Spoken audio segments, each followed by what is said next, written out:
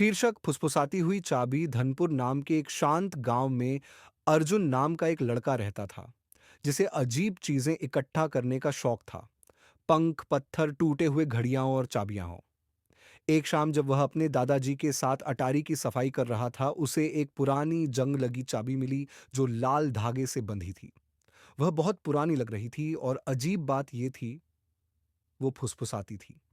शब्दों में नहीं, लेकिन जब भी अर्जुन उसे पास रखता, उसे ऐसा लगता जैसे वो उसे खींच रही हो, जंगल की ओर। जिज्ञासावश उसने उसे अपनी जेब में रखा और रात का इंतजार किया।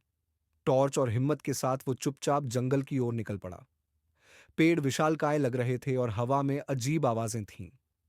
करीब 1 घंटे चलने के बाद अर्जुन को बेलों से ढका हुआ एक पुराना फाटक मिला। चाबी उसके हाथ में कांपने लगी। उसने चाबी ताले में डाली और क्लिक, फाटक धीरे धीरे खुल गया।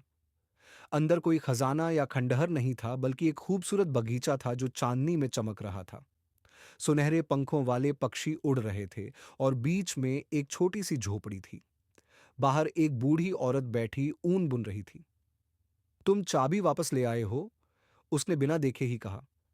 जंगल तुम्हारा इंतजार कर रहा था। किस लिए? अर्जुन ने पूछा, दिल जोर से धड़क रहा था। तुम्हारे लिए, वो मुस्कुराई। तुम सिर्फ चीजें इकट्ठा करने वाले नहीं हो अर्जुन, तुम एक रक्षक हो, जैसे तुम्हारे दादाजी थे। अर्जुन चौंक गया। उसके दादाजी? एक रक्षक? वो कुछ कह पाता उससे पहले ही चाबी चमकने लगी और उसके हाथ भी। उस रात के बाद अर्जुन सिर्फ एक जिज्ञासु लड़का नहीं रहा, वो फुसफुसाते बगीचे का रक्षक बन गया। एक जादुई जगह जिसे केवल वही ढूंढ सकते हैं जो असंभव पर विश्वास करते हैं।